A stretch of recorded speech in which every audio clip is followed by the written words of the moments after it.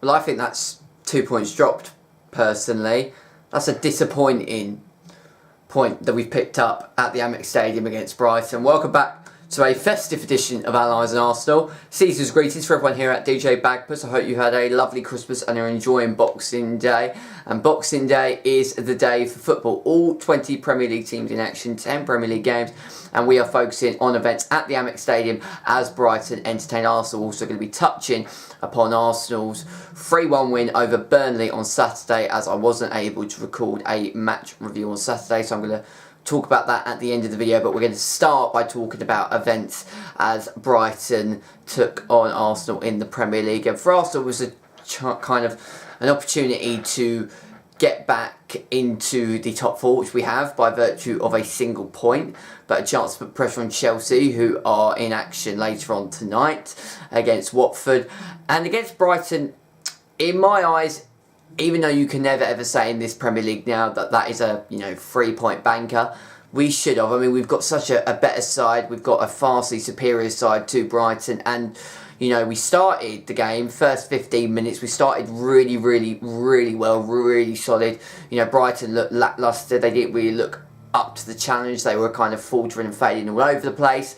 And, we get a goal 7 minutes in for Aubameyang, and I expected us to kind of kick on and cause, Brighton problems. It was a sort of first 15 minutes which kind of sometimes results in, the team winning by 3, 4, even maybe 5 goals. It had that kind of feeling about it.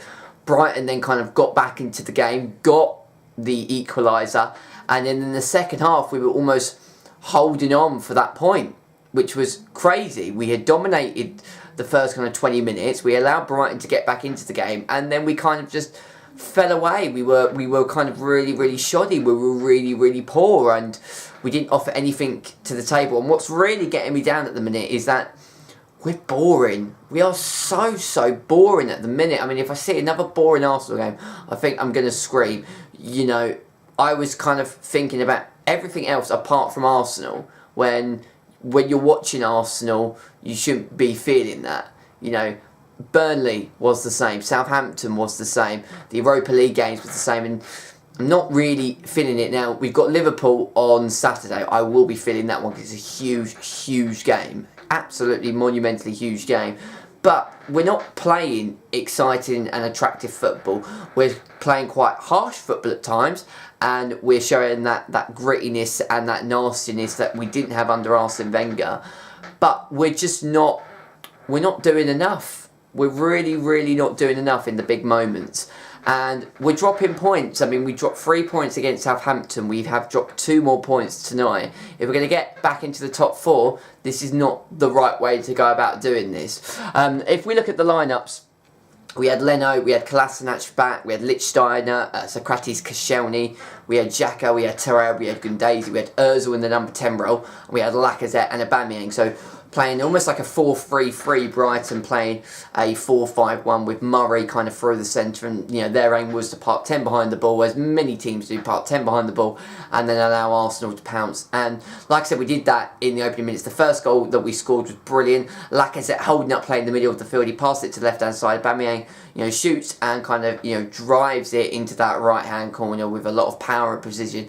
And in fact, it actually was a really good shot. I actually originally thought he was offside, but he wasn't. He was onside. Lacazette, you've got to give special mention to him because he kind of got his way out of 3 defenders, bullied them off the ball to get the space to pass it across to Aubameyang, who slotted it into the back of the net. A really well taken goal. And like I said, we started the game really brightly and really kind of strongly. We looked like that we were just going to overpower them, and I was really impressed by that. But we didn't kick on, and we kind of allowed Brighton to get back into the game, who I said started poorly, and it comes from a set piece. One long ball over the top. Lichtsteiner is meant to win the header to chest it down. He does, and it falls to Lokida, who runs. Leno comes out. He then Lokida puts the ball round Leno and slots it into the back of the net to give Brighton their equaliser. And then, like I said, we kind of fell away. We were a little bit lacklustre. We didn't really show anything. We kind of, fell away. We didn't really get a grip onto the game. And at times we were holding on for the point rather than going and driving to get all 3 of the points. When you look at the statistics, Brighton had 12 shots, 3 on target. We had 70% of the ball. only 7 shots and only 4 shots on target. I was really interested. He took off Mesut Ozil at half-time, brought in Alex Iwobi. Now, I thought Ozil had an alright first 45 minutes. Again, I don't see Mesut Ozil fitting into what Unai Emery is trying to do. I think there's just something about him which he doesn't like, and I've said that Ozil isn't going to track back, isn't going to run back, isn't going to do the dirty work that you're going to need Ozil to do. So, in my eyes, I don't think he's going to be here much longer. The fact that he brought Alex Iwobi on, I kind of saying, wow, that's quite a bold kind of decision. But then, Iwobi didn't do anything at all. Like, he didn't bring anything to the table. And in that second half, none of those Arsenal boys did. And, we saw on Saturday against Burnley how Arsenal kind of, started really well. And then there was a game where, this kind of game last season and also the game against Burnley, I think would be 2 games that we've lost under Arsene Wenger. We're showing that grittiness and nastiness, and we kind of had a fight on our hands against Burnley, and we, kind of got to the fight, and we overcame the fight, winning the game by 3 goals on, which kind of looked a little bit unfair on Burnley's part. That 3-1 result had no reflection on how Burnley played, but we showed the strength that we kind of had. We kind of matched them in the nastiness that they were showing. So, it was a good 3 points, and it was great to get back 20 ways after, successive defeats. But today feels a little bit like a defeat, because it does feel like 2 points dropped. It does feel like a big missed opportunity, and with the fact that we've got Liverpool on Saturday, our final game of 2018, it's going to be interesting to see if we can respond, and that is a must-win game in my eyes to keep this top 4 race alive. Now Unai Emery has played every single Premier League team, faced against every single manager, and I think he's done better than what many people believed and kind of predicted. But there are certainly areas of improvement. The January transfer window is going to be opening soon. Whether Ozil's still going to be there, if Unai is going to bring in any other reinforcements, there's a lot of questions that are going to have kind of interesting answers over the next couple of weeks. And I think we just need to just go a little bit further. We're putting all the cogs in place, but we need the final cog to kick on. If that makes sense. Unai Emery is starting to bring everything together, but we still need something. We're not the finished article yet. We are dropping unnecessary points. We need to kind of kick on a little bit further. We need just a little bit more. The kind of overall signs are good, are positive, but we showed fight against Burnley to get a result which we probably didn't really deserve. Today we've dropped 2 points where we should have got all 3.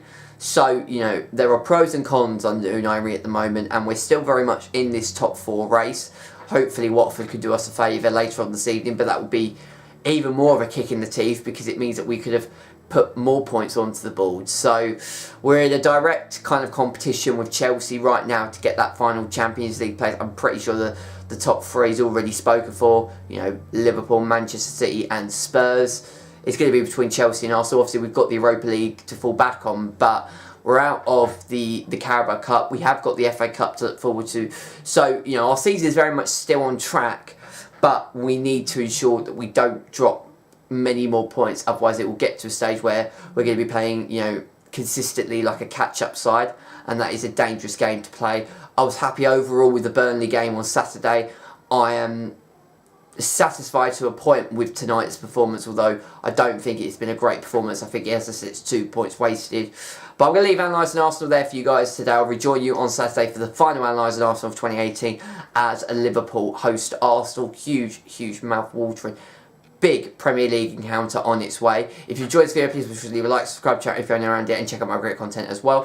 And until then, Steve signing out. Take care, and I shall see you all later. Take care, and I shall see you all very soon. Have a lovely Christmas, everyone. Bye-bye.